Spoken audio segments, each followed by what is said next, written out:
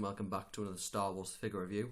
Next up for today we'll be going well back to the Build a Droid collection, and we'll be looking at Padme from Wave 2 of that collection in the Illum warm clothing that she wears when she's there.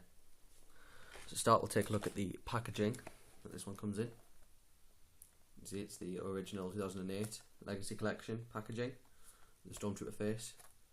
So it's kind of splitting off, so I'm just kind of taped it together to hold. And there's the back.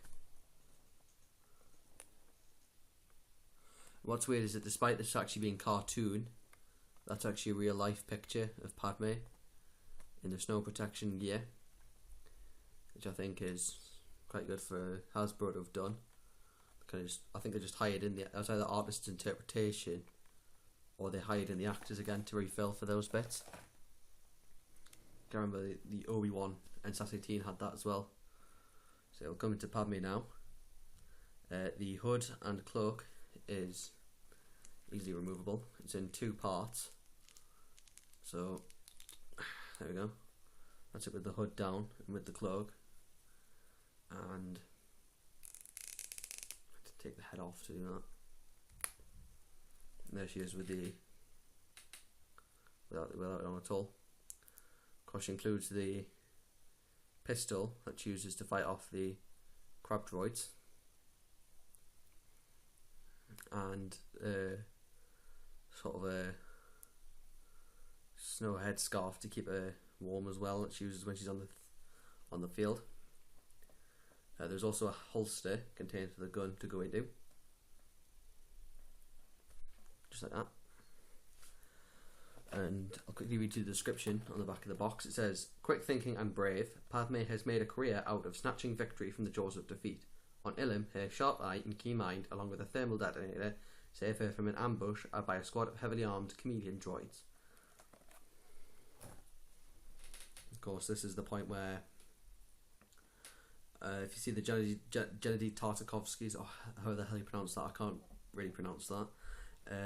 Star Wars Clone Wars from 2003.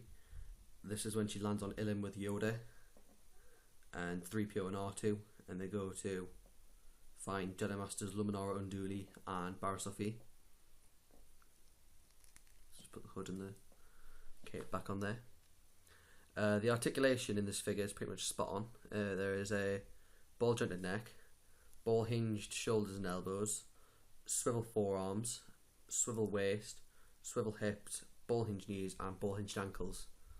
Unfortunately, this figure doesn't really stand up pretty well, and just doesn't really have a spot on my shelf over there.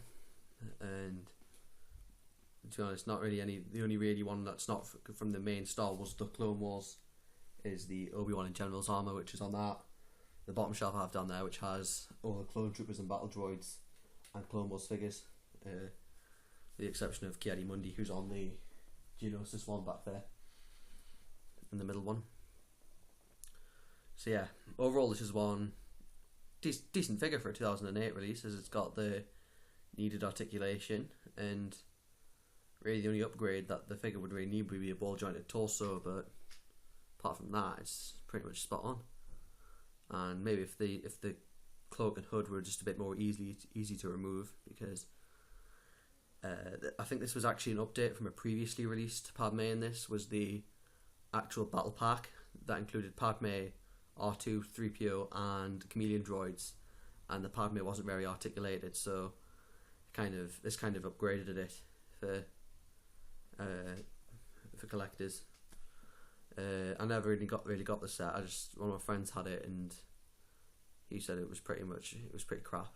Apart from the C3po and R2 were quite good as well, because he didn't have some of them in his collection, but the chameleon droids and Padme just weren't really an add-in for him.